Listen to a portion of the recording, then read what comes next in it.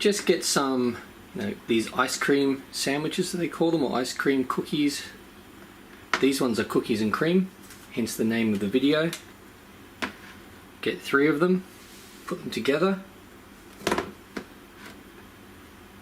like that. Here you go, that's your base.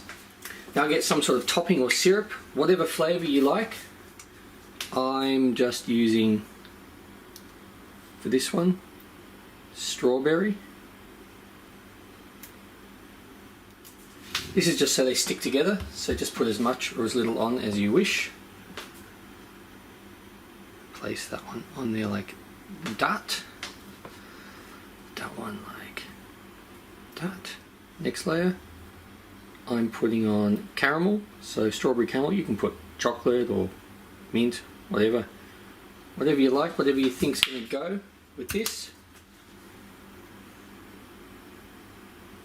Yummy.